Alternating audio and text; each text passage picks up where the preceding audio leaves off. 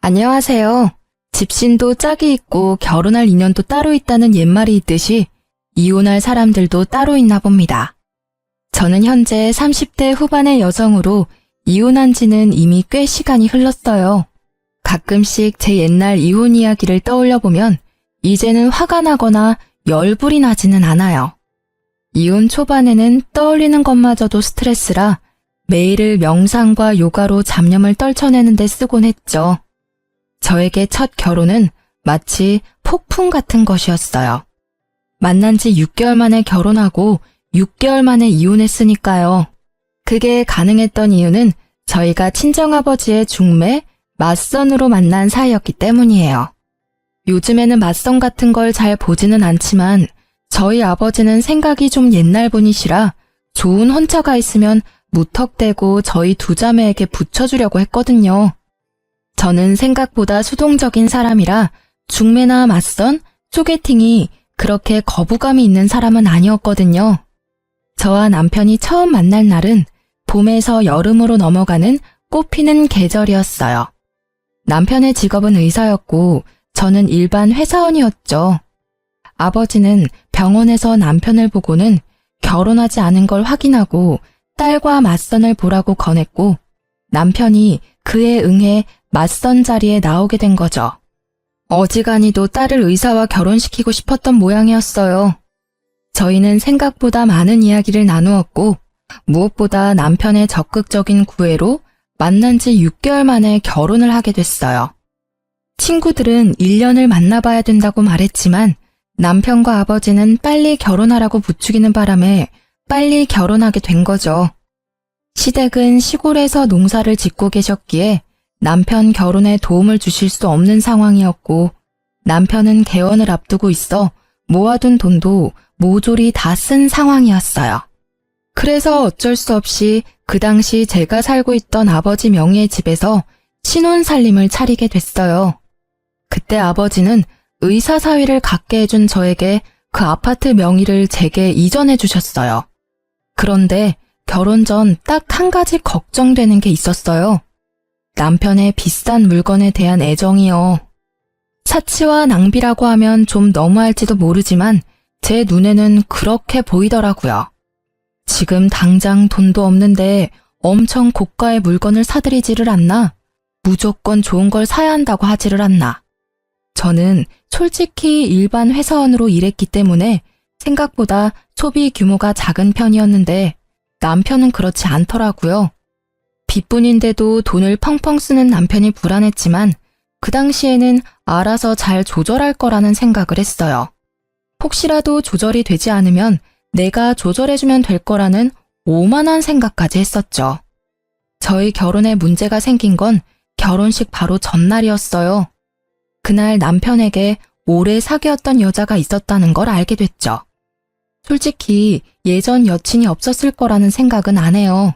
제가 첫 여자라는 웃기지도 않는 착각을 하는 것도 아니고요. 정상적인 성인 남자가 30대 초반에 첫 연애를 한다는 건 아무리 봐도 이상한 일이잖아요. 당연히 남편에게도 사귀던 여자가 있을 거라는 생각은 했는데 이건 시기가 문제였어요. 제가 그 여친의 존재를 알게 된 건 남편이 찍어준 제 웨딩드레스 사진을 보던 도중이었어요. 제게 폰을 맡기고 화장실을 가는 남편을 보며 저는 신나게 제가 입었던 드레스를 보고 있었어요. 그런데 손가락을 잘못 누르는 바람에 사진 휴지통으로 들어가게 되고 그 휴지통 안에 웬 젊은 여자의 셀카 사진이 있는 걸 발견했어요.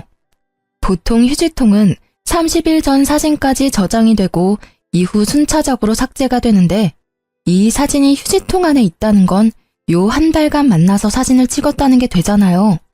게다가 그 사진첩 안에는 둘이서 팔짱을 낀 사진이나 배경으로 유명 여행지가 찍힌 사진이 많았어요.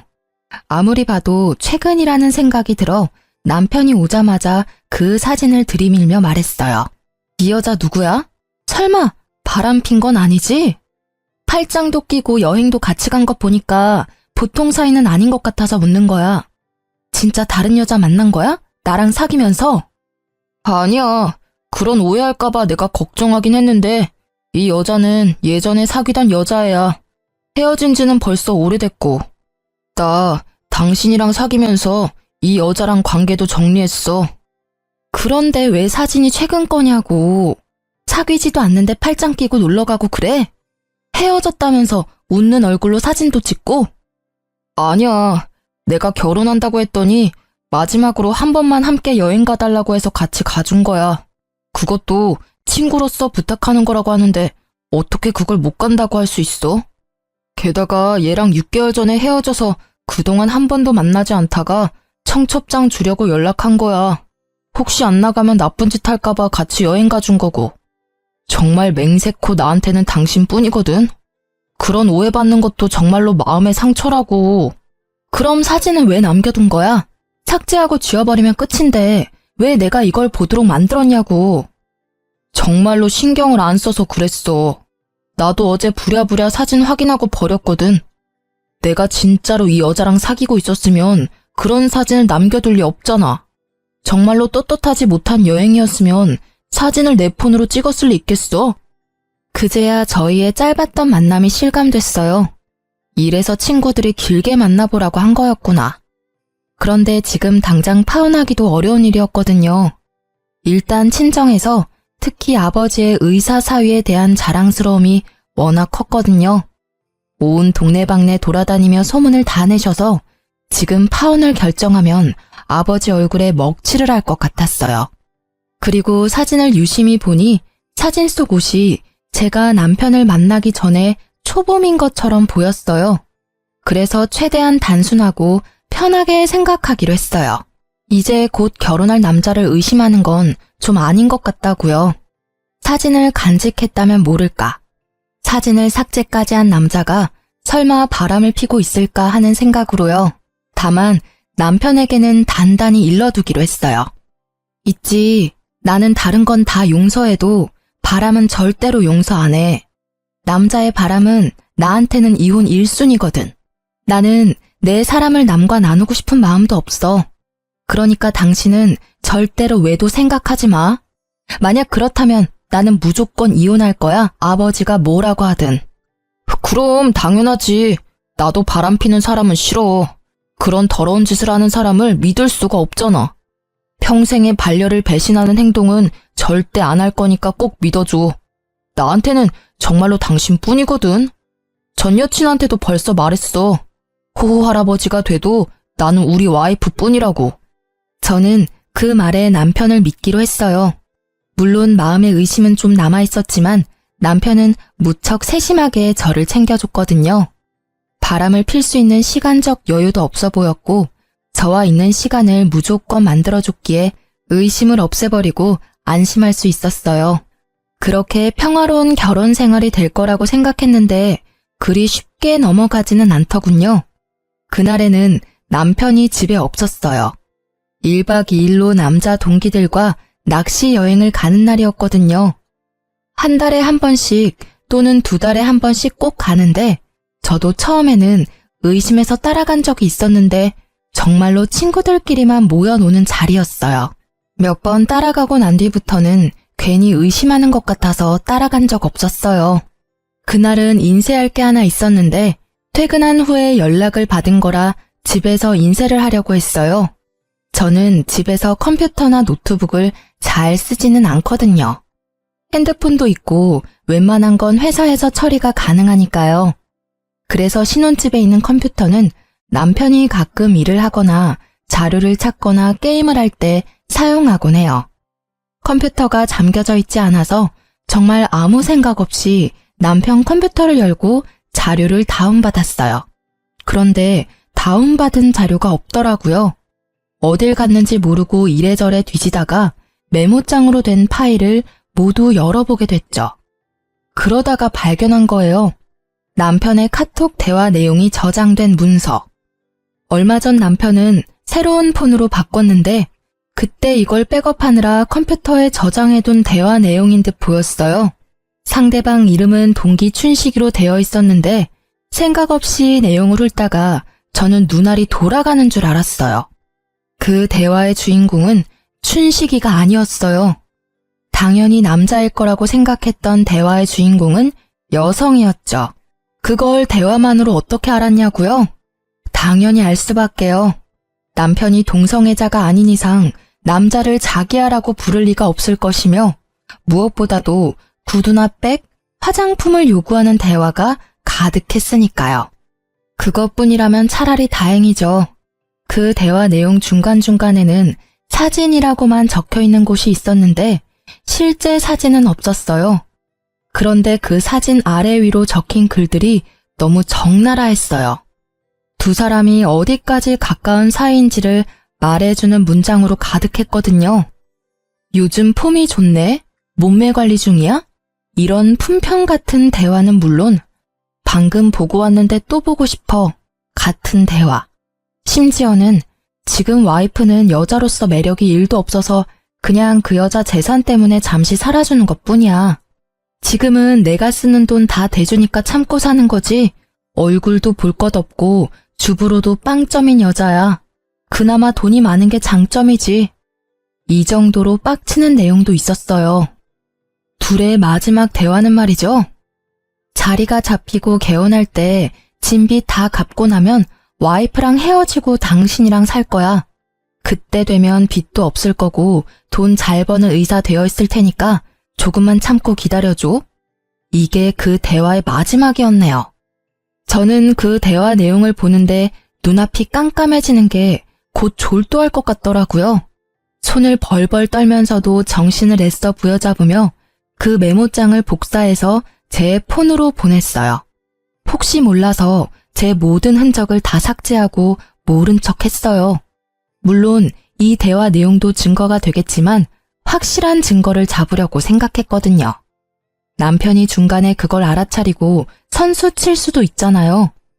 남편을 기다리는 시간은 정말 너무 고통스러운 시간이었어요. 화가 났다가 울기도 하고 내가 뭘 잘못했나 싶은 생각까지 들었죠. 그리고 남편이 도착했을 때 남편의 손에는 제가 좋아하는 꽃과 간식이 들려 있었어요. 그걸 보고 저는 화가 더 났어요. 제 비위를 맞춰 돈이나 뜯어내려는 이 남자를 지금 당장 내쳐버리고 싶었어요. 당장이라도 그 여자가 누구냐고 물으려고 했는데 아주 잠깐 그런 생각이 들었어요. 내가 이혼해주면 나랑 헤어지고 그 여자랑 잘 살겠지? 하는 생각이요. 이번에 내게 진실을 말하고 용서를 구한다면, 그 여자와 모든 관계만 끊어준다면 나중에 후회할지라도 지금 딱 한 번만 눈 감아주기로 생각했죠. 요즘 많이 바쁜 것 같네. 혹시 나 놔두고 바람 피는 건 아니지? 나한테 이렇게 잘해주는데도 당신 너무 바쁘니까 걱정되고 그래. 그 말을 꺼내고도 마음속으로는 제발 미안하다고 이야기해주길 바라는 제가 있었어요. 그럴 일 없어. 자기가 요즘 예민한 거야. 나한테는 당신뿐이니까 걱정하지 마. 알았지? 당신 좋아하는 마카롱이랑 장미꽃도 사왔어. 이거 보고 기분이 좀 좋아졌으면 좋겠는데. 궁금한 게 하나 있는데 당신은 나 어디가 좋아서 결혼하자고 한 거야? 특별히 예쁜 것도 아니고 음식을 잘하는 것도 아니고. 어디가 좋냐니. 난 당신이 상냥한 게 좋아. 내가 가끔씩 하는 어려운 부탁이나 요구도 다 들어주잖아. 이렇게 한 달에 한 번 친구랑 1박으로 놀러 갈 수 있는 남편은 거의 없지. 안 그래? 당신이 착해서 내가 이렇게 복에 겨운 생활을 하는 거니까. 그 이야기에 저는 그때의 대화가 생각났어요. 그리고 이 남자의 말에 담긴 진심을 읽을 수 있었죠. 착하다? 그건 멍청하다는 뜻인 거예요. 아무것도 모르고 돈만 대주는 바보 같은 년이라는 뜻. 난 착한 사람 아닌데? 왜 당신이 그렇게 생각했는지 모르겠네. 아, 내가 자기 신용카드 금액 모자랄 때마다 보태줘서 그렇구나? 그것만 있는 건 아니지만 그런 것도 도움은 되지. 다른 게 더 많아. 구체적으로 생각나는 게 없었겠죠. 저를 그저 물주로만 생각했으니 다른 게 생각날 리가 있나요? 그래? 그렇다면 다행이고. 내가 주는 애정은 나중에 다 돌려받을 테니까. 응? 그게 무슨 소리야? 내가 자기한테 빌려준 돈들 어차피 자기가 돈 많이 벌면 나한테 갚아줄 거잖아. 안 그래? 솔직히 우리 집은 아버지가 돈이 좀 있어서 그렇지. 나 자체는 가진 게 크게 없잖아. 그러니까 나도 의사 남편 덕 좀 보겠다는 거지. 아, 그건 걱정 마. 그때가 되면 다 알아서 해줄게. 당신한테 지금 신세지고 있는 것도 그때쯤에는 다 갚아줄 거야. 고생시키지 않고 보강시켜 줄게. 아버지도 의사 사위 좋아하셔. 나중에 아버지가 가진 재산도 동생이랑 나랑 반반 나누는 거 알지? 얼마 전에 회갑 앞두시고 재산 정리하시는데 생각보다 많으시더라고. 아버지가 자기 죽고 나면 이 돈 정확하게 반반 나눠서 준다고 나한테 의사 남편 잘 보필하라 하시더라고. 이 말은 당연 거짓말이었어요. 그런데 눈앞의 남자는 침을 꼴깍 삼키더라고요. 어지간히도 제가 던진 미끼가 먹음직스러웠나 보더라고요. 장인어르신도 참, 우리는 그런 거 없이도 잘 지낼 건데, 그렇지? 그렇지. 우리 잘 지내보자. 그리고 결혼식 전에 내가 한 이야기 기억하지? 난 바람 피는 사람이 이혼 사유 1위야. 바람만 피지 않으면 내 마음의 변화는 없을 거야. 저는 남편의 얼굴을 봤어요. 전혀 찔리는 구석도 없이 태연한 그 얼굴. 거짓말과 거짓 행동이 몸에 밴 그런 만들어진 미소였죠. 잘 알지. 나도 앞으로도 계속 노력할게. 우리 좋은 부부 사이가 되자. 알았지? 좋은 부부 사이는 무슨 돈에 눈이 먼 욕심쟁이 주제에. 남편의 말에 진짜 뜻이 보이기 시작하니 하나부터 10까지 제게 거짓말을 한 것들이 떠오르더라고요. 저는 이놈을 용서할 수 없었어요. 그래요, 이놈. 사람이 아닌 놈이죠. 이혼을 결심한 저는 남편의 뒤를 캐어 증거를 더 모으기로 했어요. 이때 저는 결혼과 함께 퇴사를 한 직후였기에 전업주부로 집안일만 하는 중이었으니 시간은 남아 돌았죠. 제 폰에 옮긴 메모장을 정독하며 두 사람의 패턴을 정리했어요. 어디에서 자주 만나는지, 무엇을 자주 하는지, 그리고 두 사람의 대화에서 특정 장소가 자주 언급되는 걸 발견하고 저는 그곳으로 가서 상간녀의 모습을 확인하기로 했어요. 하루, 이틀, 사흘, 그렇게 일주일이 지나고 남편이 내게 친구와 회식이 있어 늦는다는 문자를 보내왔어요. 그리고 저는 얼마 뒤 제 눈앞에 보이는 남편의 모습을 보며 오늘 상간녀를 볼 수 있을 거라고 확신했죠. 그리고 역시 상간녀가 모습을 드러냈어요. 그 여자의 얼굴을 보고 저는 더 놀라고 화가 났어요. 남편과 오랫동안 만났다가 헤어졌다는 결혼식 직전에 제게 들킨 전 여친이었거든요.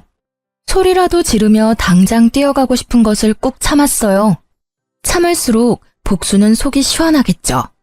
지금 당장은 바람난 남편 뒤나캐는 못난 여자처럼 보일 테니까요. 죽어도 그렇게 보여주기 싫었어요.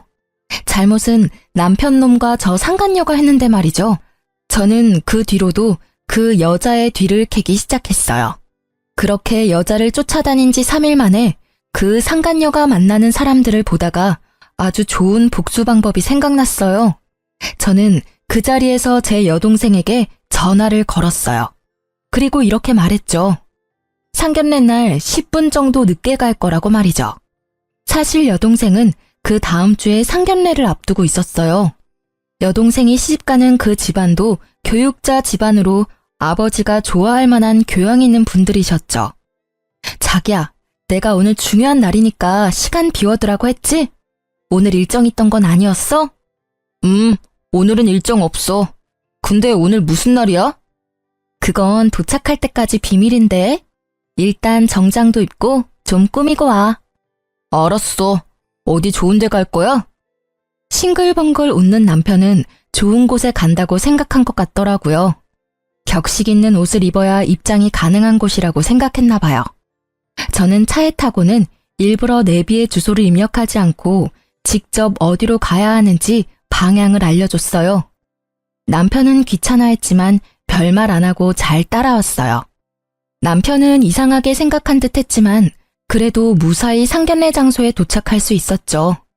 제가 도착한 시간은 본래 상견례 시간보다 10분 정도 늦은 시간이었어요. 가게 룸에 모든 가족이 들어가 있는 걸 확인하고 안으로 들어갔어요. 남편에게는 들어가기 직전에 말해줬죠. 오늘 내 동생 상견례 있어서 온 거야. 뭐? 처제 상견례? 당신이 그걸 왜 비밀로 한 거야? 하고 애써 웃는 남편의 모습이 뭔가 찝찝해 보이더라고요. 아무래도 상간녀가 이번 주 상견례 있다고 이야기한 모양이더라고요.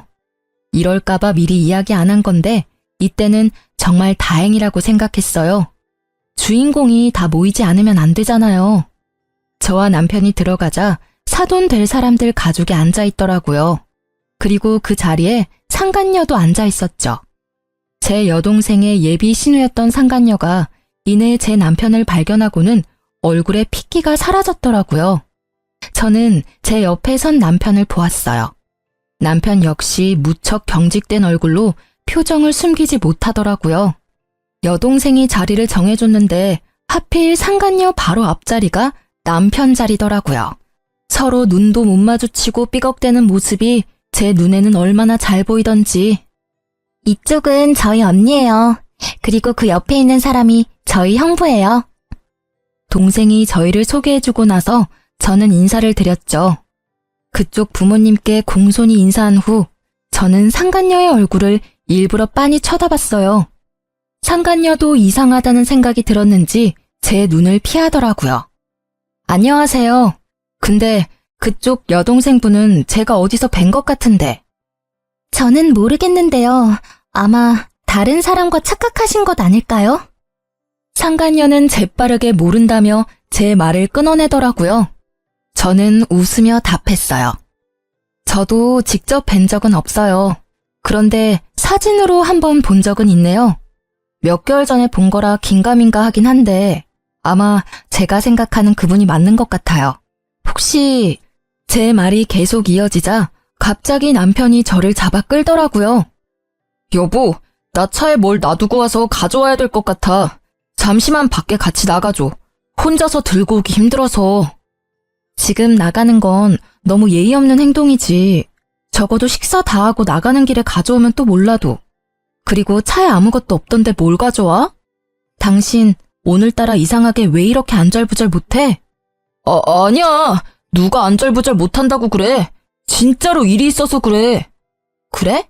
그럼 잠시만 있어봐.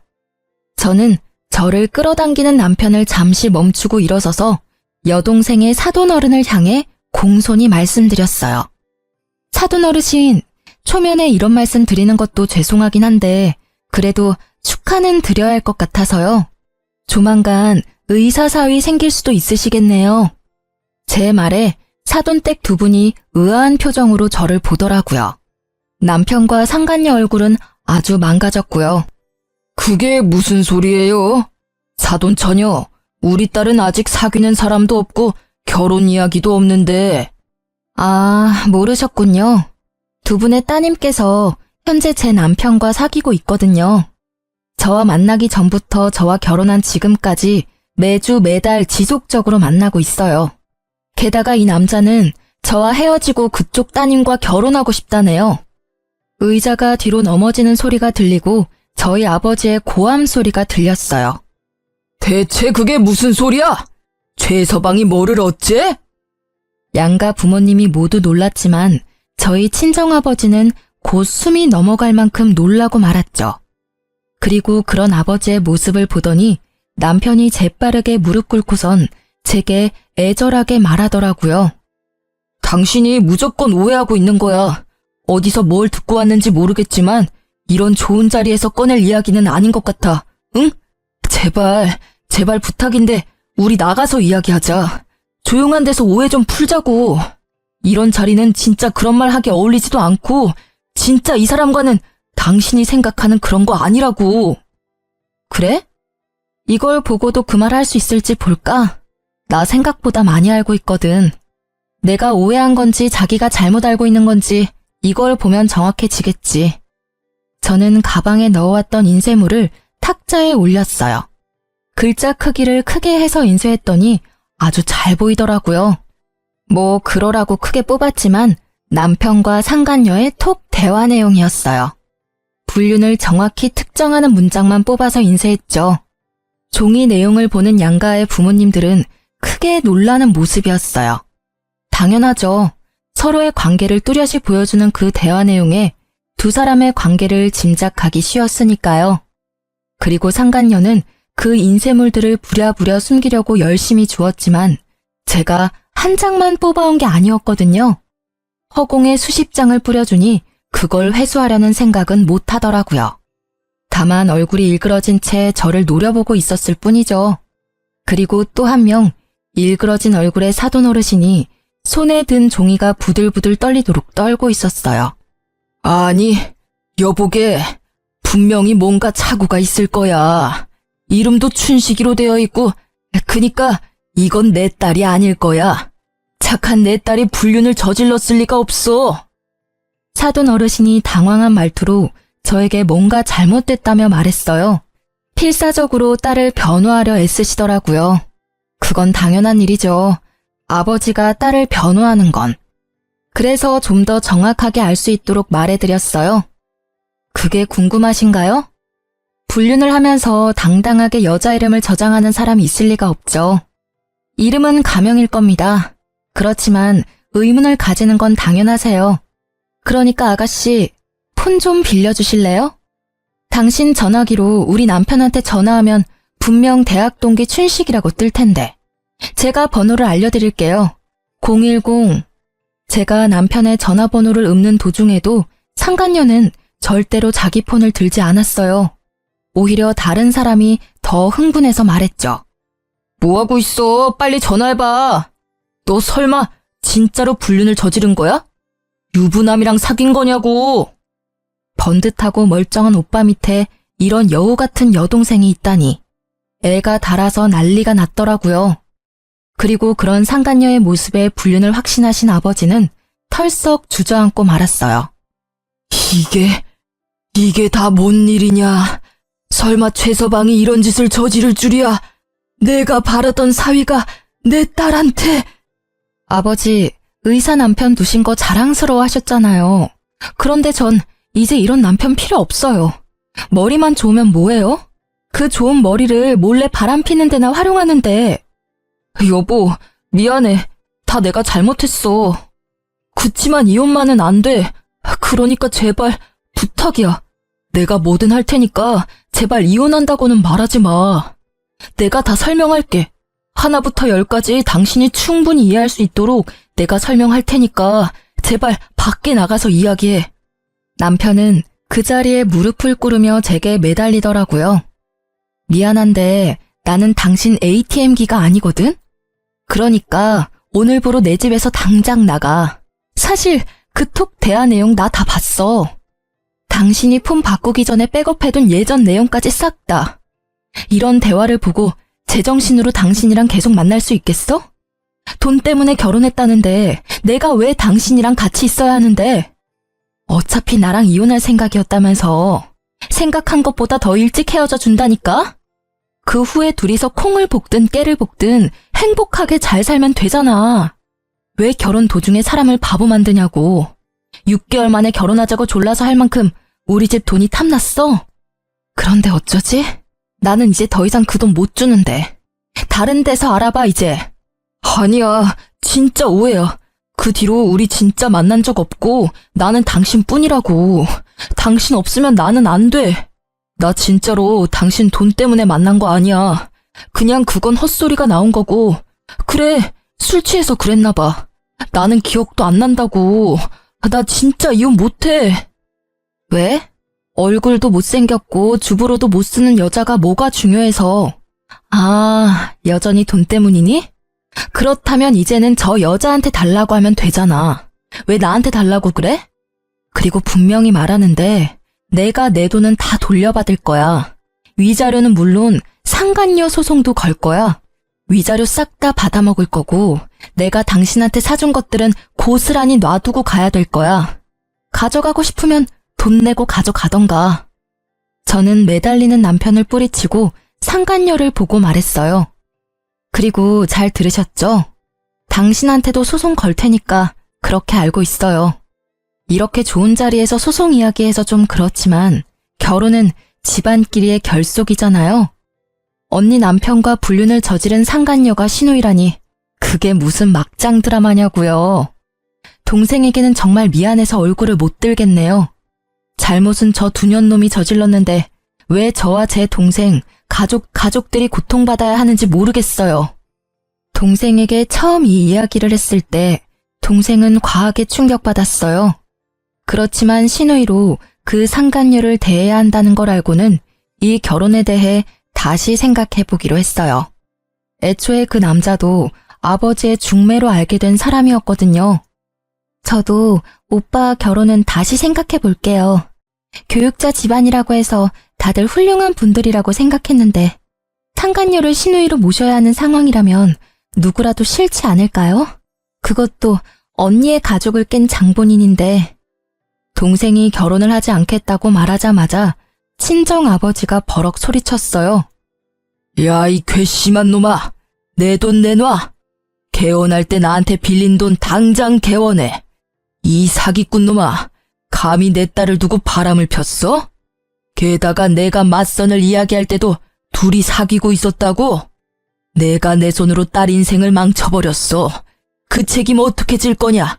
어떻게 질 거냐고! 아버님, 제발 진정하세요. 제가 다 잘못했습니다. 그러니 한 번만 봐주세요.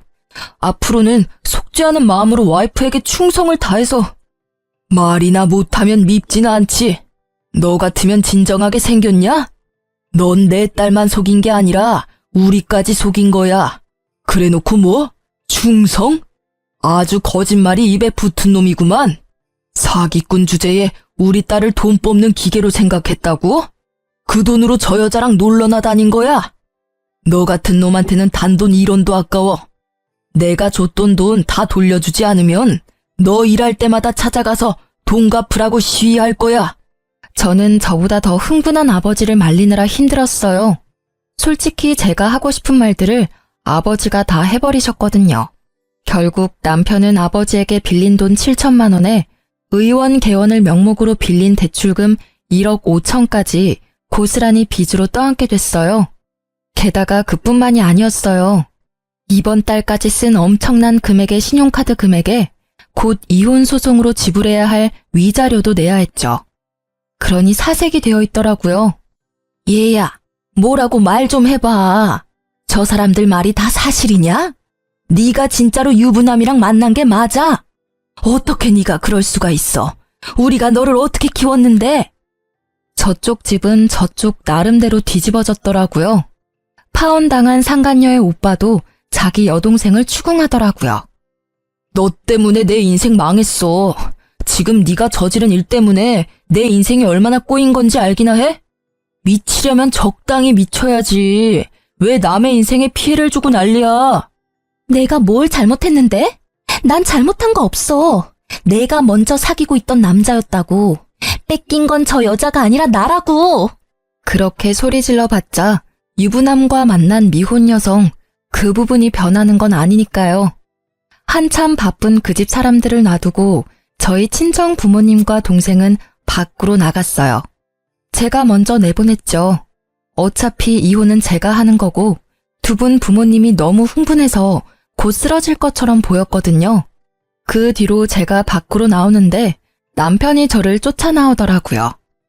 여보, 내가 그 여자랑 헤어질게. 맹세코 그 여자랑 더 이상 만나지 않을 테니까 나 버리지 마, 응?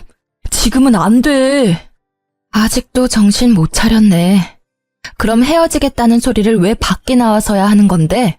헤어질 거면 그 여자 있는 자리에서 선언했어야지. 아직까지 그 여자가 신경 쓰이나 봐? 이 상황에서도 참 대단한 사랑이네. 그 여자가 그 헤어지자는 말 들을까봐 신경 쓰는 걸 보니 한 번 속았으면 많이 속은 거야. 두 번 다시는 안 속을 거고 당신이 진짜 그 여자랑 헤어진대도 나는 이제 상관없는 일이야. 우리는 이제 이혼할 거니까. 그리고 당신 얼굴 꼴도 보기 싫으니까 오늘 중으로 집에서 나가줘. 아니면 당신 물건 싹 다 용달차에 실어서 시골에 있는 시댁으로 보내버릴 테니까. 결국 제 으름장에 남편은 불이 나게 집으로 가 자기 물건을 챙기더라고요. 홈캠으로 보니 비싼 물건부터 쭉 쓸어 담는데 저런 본성을 내가 왜 여태까지 몰랐을까 하는 생각만 들었어요. 그리고 이후 전 남편은 연락이 없었어요. 그런데 의외의 사람이 저를 찾아왔더군요. 바로 여동생과 결혼하기로 했던 남자였어요. 상간녀의 오빠요. 그는 상간녀를 데리고 저를 찾아왔어요. 이렇게 찾아와 죄송합니다. 정말로 사죄의 말씀을 드려야 할 것 같아서 동생을 데리고 온 겁니다. 집안에 분란을 일으키게 돼서 죄송하게 생각합니다. 아, 뭐해? 빨리 사과드려. 우습게도 상간녀의 오빠와는 달리 상간녀는 상당히 삐딱한 모습이었어요. 왜 내가 사과해야 해? 그 남자는 내 남자였어. 이 여자가 나중에 와서 내 남자를 돈으로 꼬신 거라고. 게다가 이 여자는 돈만 보고 결혼한 물주였거든? 나만 사랑한다고 했으니 나한테서 남자를 뺏어간 건 이 여자지. 그리고 사과할 마음이 하나도 없어 보였죠. 저는 그 모습이 오히려 웃겼어요. 두 분 여기 왜 오신 건지는 모르겠지만 저는 이제 아무렇지 않아요. 저희는 이혼하기로 했으니까 당신은 제 전 남편과 잘 만나시면 될 것 같네요. 그런데 그 남자 지금 한 푼도 없어요. 말 그대로 빈털털이죠. 저한테 다 털린 데다가 이번에 위자료도 내야 하거든요. 뭐 제가 불륜 피해자들 이야기를 들어보니 남편이 바람을 피면 상간녀 소송비를 남편이 대주기도 한다는데 그럴 돈은 없을 거예요. 그럴 돈 있으면 저희 아버지한테 빚부터 갚아야 할 테니까요. 상관없어. 어차피 자기 병원 가진 의사라 그 정도 돈쯤 금방 벌거든? 그러니까 오빠, 왜 날 여기로 데려와서 사람 짜증나게 하는 건데. 아빠도 그래. 의사 사위 두는 걸 남들이 얼마나 부러워하는데 칭찬은 못 해줄 망정. 그렇죠. 의사 돈 많이 벌어요. 그런데 그 사람 개원하느라 은행에서 1억 5천 빌렸고요. 저희 아버지한테는 7천만 원을 빌렸고 저한테도 2천 정도 더 빌렸어요. 그리고 유책 배우자라서 위자료도 상당히 나올 거고. 그 빚 청산하려면 1년 안에 결혼은 좀 힘들지 않을까요? 집을 팔면 되잖아. 그 남자 집이 평수도 넓고 꽤 노른자 땅에 있어서 돈이 된다고. 아, 그 집이요? 그 집을 자기 집이라고 했나 봐요? 그런데 어쩌죠? 그건 제 아버지 거였고 지금은 제 명의로 되어 있거든요. 결혼 전부터 아버지 명의였으니 그건 재산 분할에 들어가지는 않을 거예요. 그리고 아실지는 모르겠는데 그 남자 씀씀이가 좀 해퍼요. 이제까지는 제가 신용카드 값을 많이 메워줬는데 지금부터는 당신이 그 일을 해주셔야겠네요. 저번 달 건 카드빚이 거의 2천만 원이던데. 뭐 사랑한다면 그 정도 돈쯤 내줄 수 있죠. 안 그래요? 제 말이 계속될수록 상간녀의 얼굴은 하얗게 질려가기 시작했고 결국 마지막에는 그렇게 제잘거리던 입에서 아무 말도 나오지 않더라고요. 그리고 상간녀 오빠는 그 와중에 저에게 어필하더라고요. 이 못난이는 제가 교육을 잘 시킬게요. 그러니까 제발 제 결혼을 어떻게든 되돌려줬으면 좋겠어요. 솔직히 저는 아무 문제가 없는데 동생 때문에 이렇게 된 게 너무 억울하잖아요. 그쪽 말씀도 이해는 가요. 그치만 저희 아버지가 워낙 지금 이 사태에 분노를 하셔서요. 상간녀 당신이 호적 파이고 남이 되지 않는 이상 제 여동생과의 결혼은 아마 불가능할 거예요. 남이 되더라도 이미 서로 간에 안 좋은 이미지만 쌓여서 그쪽 부모님들도 저희와 다시 연을 맺고 싶지 않으실 거예요. 저는 상간녀의 오빠에게 그렇게 말해줄 수밖에 없었어요. 이 남자가 제 여동생을 더 많이 좋아한 듯 보였어요. 그치만 어쩌겠어요? 가족을 잘 만나는 것도 복인데. 저는 헬쓱한 얼굴의 상간녀에게 아주 친절하게 말해줬어요. 상간녀님, 참 좋으시겠어요? 그렇게 사랑에 맞지 않는 남자와 다시 결혼할 수 있는 기회가 생겼잖아요. 그치만 그 사람에게 빚이 많으니까 그 빚 다 갚을 때까지 힘들게 살다가 결혼하시면 될 것 같네요. 근데 또 모르죠? 저처럼 돈 뽑아주는 기계 노릇만 하다가 돈 다 갚고 버려질지. 그건 그때 가봐야 아는 거니까 지금을 즐기세요. 이제 그 남자 솔로거든요. 뭘 해도 법에 걸리지 않잖아요. 그쵸? 제 말에 상간녀는 기분이 상한 듯 자리를 박차고 나가고 상간녀의 오빠도 부랴부랴 동생을 따라 나가더군요. 그 이후로 두 사람에게서 연락은 없었지만 나중에 들은 소문으로는 상간녀는 집에서 의절당하고 다른 지방으로 이사 갔다고 하더라고요. 그리고 1년쯤 지났을까? 백화점에 갔다가 우연히 전 남편과 마주친 적이 있어요. 여전히 비싼 브랜드만 골라서 구경하고 있더라고요. 제 버릇 남 못 준다는 말 틀린 거 하나 없어요. 아직 저와 아버지 빚을 다 갚지도 못한 주제에 고가의 물건을 사는 버릇은 고치지 못했더라고요. 일부러 다가가 아는 체 했어요. 이런 곳에서 다 보네? 잘 지냈어? 그랬더니 제가 들고 있는 봉투부터 보더라고요. 결혼 시절 전 남편이 갖고 싶다며 노래를 부르던 그 고가의 시계였거든요. 어머, 이런 데서 만나네? 잘 지내? 아, 이거 역시 알아보네. 1년 전이었으면 당신 것이 됐을지도 모를 시계야. 지금 재혼한 남편 생일 선물이거든. 뭐? 1년 만에 벌써 재혼? 너 설마 나 만나고 있던 동안 바람 폈어? 맞바람이면 나만 이런 고생하는 건 좀 아니지 않아? 미안하지만 맞바람은 아니야. 당신이 오해하는 것도 이해해. 솔직히 나는 당신한테 너무 당해서 다신 결혼 못할 줄 알았거든. 근데 내 짝은 다른 데 있었더라고. 그런데 상간녀랑은 잘 지내? 그쪽은 이미 헤어진 지 오래야. 상간녀 소송비 못 내준다고 하니까 헤어지자더라. 너 그 여자한테 뭐라고 말했어? 뭐 사실을 말했을 뿐이지. 당신이 이룬 것 중에 뭐 하나 당신 힘으로 이룬 게 없다는 거 말이야. 빚이 그렇게 많다는 게 헤어진 이유 중에 하나라면 이해는 해. 일반인들이 감당하기엔 확실히 큰 금액이잖아.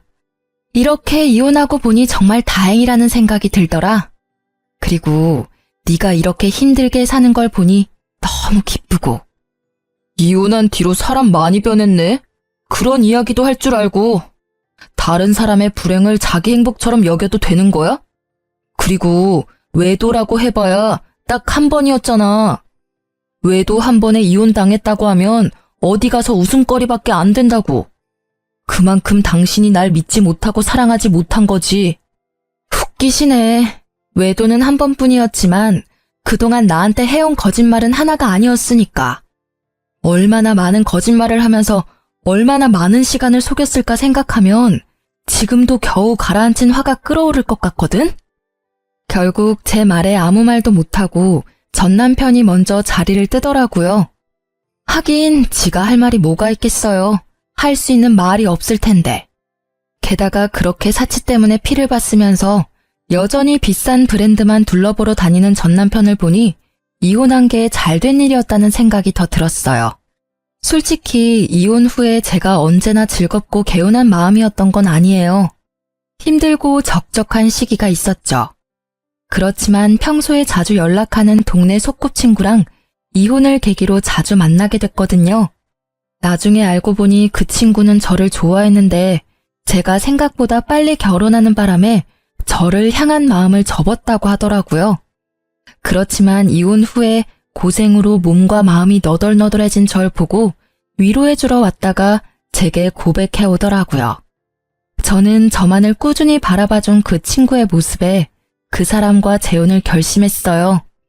이혼한 지 1년도 되지 않은데 재혼을 결심하는 건 힘들었지만 그만큼 그 사람의 진심을 소중히 여긴 결과였어요.